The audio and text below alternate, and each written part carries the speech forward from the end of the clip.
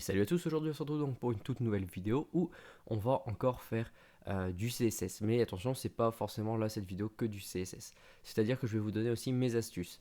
C'est-à-dire où voilà, je me renseigne des fois pour avoir des idées de design. Pareil, voilà, des palettes de couleurs, des sites où on peut enfin, voilà, facilement tester du code, voir ce qu'on peut faire. Mais en aucun cas, voilà, ce sont des copier-coller purement et dur. C'est vraiment une inspiration. Donc là, vous êtes sur le site comme actuellement et vous avez vu que l'inscription et se connecter, c'est en fait à peu près le même type de formulaire.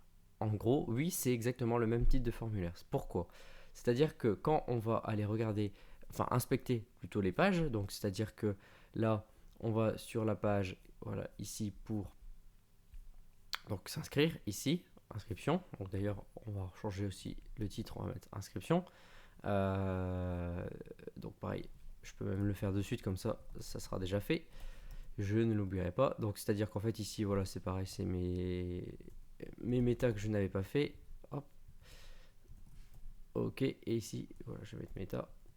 Donc ici on est sur la page inscription, vous voyez que j'ai un certain type, comment je veux dire, pourrais dire ça, de modèle. C'est-à-dire que voilà, moi je dis bah j'utilise Bootstrap, donc j'utilise conteneur, row, des voilà les classes qui permettent justement d'aligner, enfin en fonction de oui, c'est ça, d'aligner les informations où je souhaite. C'est-à-dire que si vous imaginez ici, voilà, c'est comme si on avait un tableau de 12 et de 12 vous pouvez également le fractionner.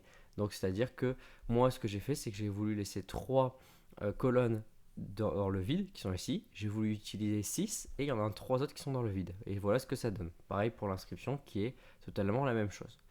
Donc après, je vous invite très fortement à utiliser des classes. Notamment, vous voyez, j'ai utilisé la classe qui s'appelle SceneInBody. Donc j'aurais pu l'appeler autrement. C'est vrai que j'aurais pu pas forcément l'appeler SceneIn. Mais voilà, ça permet justement d'aller très vite. C'est-à-dire que lorsque je vais regarder l'autre classe qui permet de se loguer, qui est ici, voilà. Au niveau de l'autre classe qui permet de se loguer, se connecter, vous voyez que on va retrouver à peu près la même chose. Conteneur, row, mais voilà, enfin les classes Bootstrap pour voilà bien aligner comme je souhaite mes informations. Ma classe SceneInBody. Et si je fais une recherche ici sur SceneInBody, voilà, hop, là vous voyez que j'avais mis un background par exemple white, et ben je peux très rapidement le changer si je veux. Imaginons je mets du black, donc c'est à dire que je rafraîchis, vous voyez tout est en noir, et pareil pour la page d'inscription, tout est en noir. Donc c'est à dire que c'est très rapide, c'est à dire que si vous souhaitez changer d'un côté, vous pouvez changer aussi facilement tout, tout partout vos, on va dire voilà, vos formulaires, votre design, et ça c'est très bien, ça permet d'aller très vite. Donc c'est vrai que ça c'est une première astuce. Donc la première astuce, c'est qu'en gros, voilà, mettez sous forme de classe structurée, c'est-à-dire que essayez de faire un maximum de mêmes formulaires pour que dans votre site, voilà, tout reste de la même façon. Comme ça, cela va vous permettre, bien sûr, en fait, d'avoir des informations claires, précises et surtout de retrouver en fait un même code sur votre site. C'est-à-dire que si vous faites une page, ok, comme ça, bon, si vous y mettez une image, il n'y a pas de souci, hein, vous avez le droit. Mais voilà, si vous mettez ça, une image, eh ben, il faut qu'on retrouve voilà, tout partout ce rouge, ce noir, cette voilà, cette disposition. C'est-à-dire que si vous mettez mail ici et le champ input, vous n'allez pas mettre d'un seul coup le mail juste en dessous et le champ en dessus. Pareil, si vous mettez un bouton rouge pour se connecter, bah pareil, vous le faites aussi pour s'inscrire. Voilà, vous mettez. Là, imaginons, voilà, je ne l'ai pas encore fait par exemple ici. Ça veut dire que vous cassez votre code visuel. Donc il faut que vous ayez voilà, votre propre code visuel pour votre site. Ensuite, deuxième chose, je vous invite fortement à aller, c'est sur voilà, ici le site qui s'appelle, vous voyez, flatuicolor.com. C'est vraiment un site super cool où vous voyez pas mal de palettes, donc des palettes, enfin leur première palette V1. Ensuite, bah, c'est toutes les palettes voilà, qu'ils ont fait au fur et à mesure en fonction, en gros, bah, voilà, des autres pays, en disant bah, ça c'est un peu les couleurs voilà, primaires que eux ils utilisent. Là, je sais pas comment ils ont fonctionné, mais ça fonctionne. Et là, il suffit juste d'accéder à une palette. Vous pouvez choisir directement le format que vous souhaitez, donc de l'hexadécimal avec directement le dièse, l'hexa sans le dièse, du RGB, RGBA, donc pour faire aussi avec l'opacité qui est à la fin, donc jouer sur de 0 jusqu'à 1, donc 0,1, 0,2, 0,3, etc. etc. Euh, pour jouer, comme je vous ai dit, sur l'opacité. Donc c'est-à-dire que soit elle sera de plus en plus transparente, soit elle ne sera pas transparente du tout. Donc du coup, Voilà, et là vous pouvez cliquer, vous copiez et vous avez votre palette de couleurs. Et comme ça, vous restez sur des couleurs tendance. Vraiment, voilà, des couleurs tendance du jour. Ensuite, nous avons un autre site qui est vraiment pas mal et je vous invite à y aller, c'est codepen.io. Donc là, je vais juste enlever ça ici, voilà, codepen.io. Donc j'ai vu qu'il y avait eu une des mises à jour, peut-être pas forcément les plus cool. Je pense qu'il faut un compte maintenant. Mais voilà, ça vous permet de dire bah, si vous voulez voir, imaginons, des choses. Donc bien sûr, tout est en anglais. Vous voulez voir des profiles, bah voilà, vous voyez, vous avez des idées. Donc, c'est-à-dire qu'il y a pas mal de petits trucs, donc vous pouvez aussi continuer à enfin, voilà, naviguer. Donc là, je vous avais dit, voilà, en fait, ils ont fait une mise à jour où maintenant il faut se créer un compte. C'est un petit peu plus chiant alors qu'avant, il n'y en avait pas justement. Et dedans, vous pouvez voir carrément, donc voir dans l'éditeur, voilà ce que la personne a fait, qui est ici. Donc vous pouvez retrouver du coup son code HTML, son code CSS avec ce qu'il utilise. Là, vous voyez que c'est du SCSS. Donc c'est du CSS.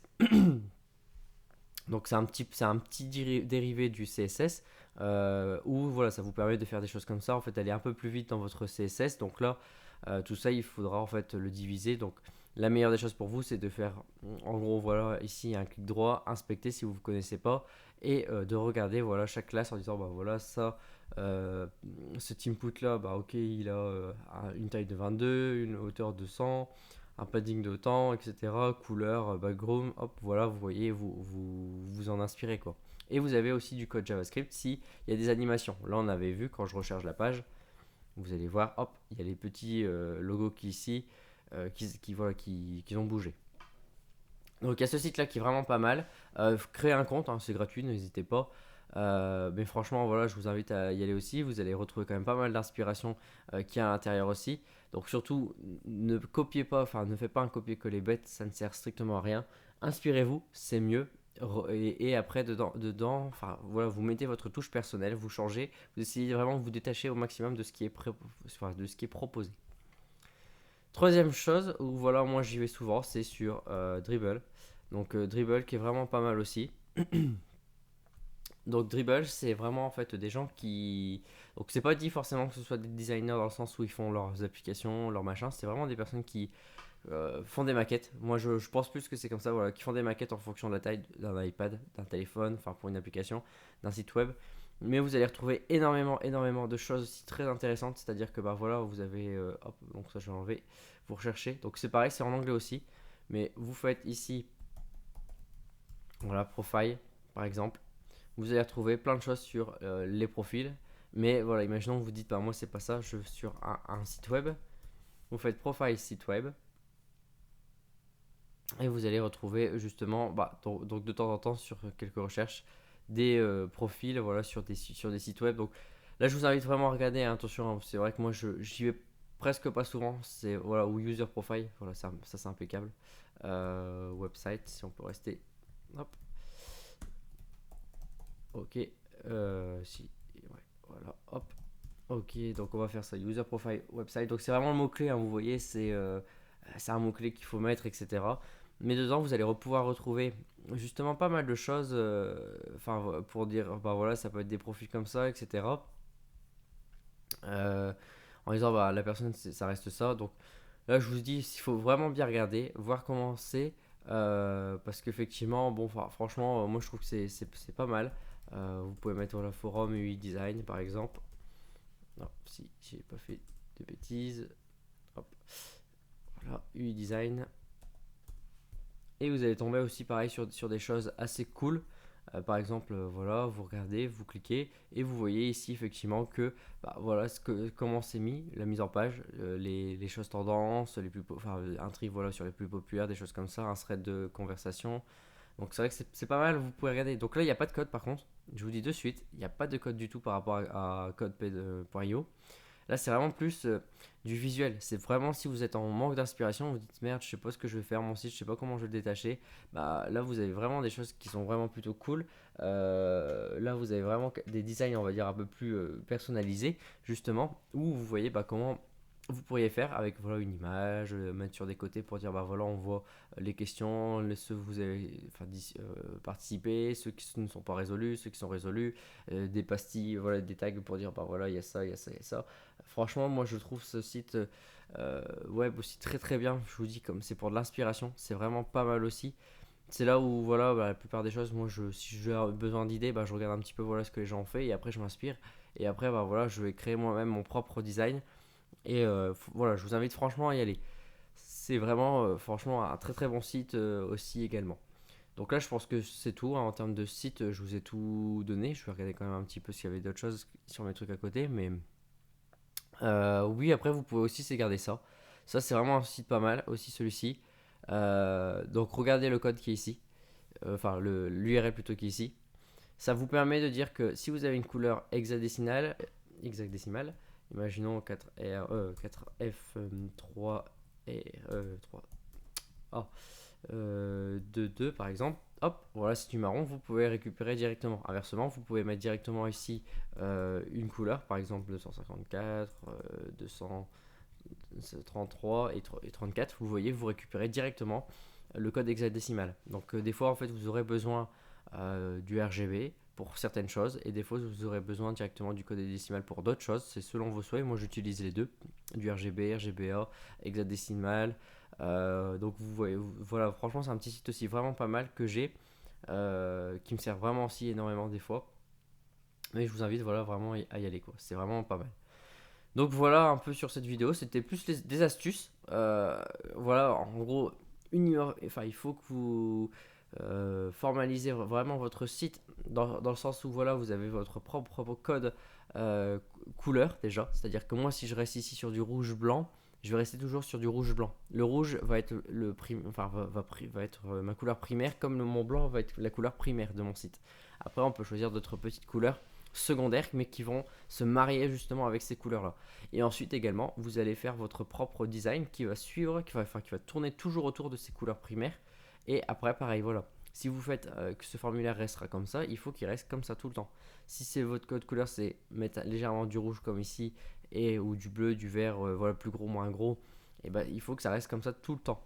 C'est-à-dire que n'importe quel forum, enfin, n'importe quel design à l'intérieur, c'est-à-dire que là, ici, imaginons que vous avez mes paramètres, vous allez modifier, on va retrouver aussi la même chose. C'est-à-dire que voilà, tous vos formulaires auront plus ou moins le même aspect. C'est ce que j'ai fait exactement sur mon site qui est ici, le site du dev. Vous allez retrouver principalement, voilà, un peu toujours la même panoplie. C'est-à-dire que vous allez retrouver, vous voyez ici, quand vous allez dans les sous-catégories, vous retrouvez exactement, voilà, le même style en fait, pour pas perdre l'utilisateur. C'est vraiment des astuces bêtes, mais ça peut vraiment vous sauver la vie pour justement que voilà, vos utilisateurs justement ne se perdent pas lorsque vous faites un site. Gardez justement la même, euh, palette de couleurs. C'est ça que je veux dire en fait. Voilà, votre palette de couleurs. C'est votre palette de couleurs qui va définir vraiment votre site. Et surtout, c'est voilà, de rester vraiment harmonisé sur votre thème, ne pas partir de dire bah voilà, j'ai fait une page bleu blanc rouge et de l'autre côté je vais faire une page rose vert noir par exemple. Non, harmonisez votre site. Vous n'allez pas du coup pas perdre votre utilisateur car il connaît votre identité, parce que les couleurs de votre site seront votre identité. Donc l'utilisateur va connaître votre identité de votre site et du coup il va parcourir votre site très rapidement, parce que en gros, visuellement parlant, il va dire ah bah ok, c'est toujours comme ça. Je sais qu'un profil c'est toujours de cette taille là. Je sais que bah voilà, pour naviguer ça va être comme ça, comme ça, comme ça, comme ça. Par exemple ici, c'est pas forcément peut-être la meilleure des choses, parce que bah voilà, on perd l'utilisateur. Là on reconnaît tout de suite. Mais donc voilà, c'est ça, c'est un travail de fond au niveau du CSS de l'identité de votre site.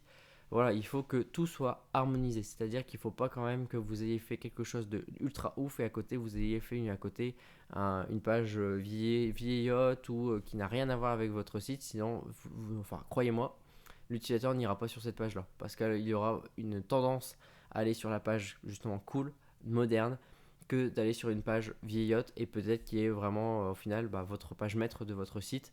Et au final, bah, voilà, on n'aura pas compris comment fonctionnait votre site. Voilà sur les astuces. Donc n'hésitez pas à aller, c'est surtout sur cette couleur là, voilà, enfin la palette de couleurs, Flat 8 couleurs. N'hésitez pas à aller sur codepen.io, donc créer un compte, c'est gratuit comme je vous l'ai dit. N'hésitez pas aussi à aller sur Dribble, qui est vraiment pas mal, le petit site que je vous ai montré aussi pour le RGB. Et moi je vous dis on se retrouve pour une prochaine vidéo de cette fois-ci CSS. Donc sur ce, on se retrouve pour la prochaine vidéo. Allez, à plus!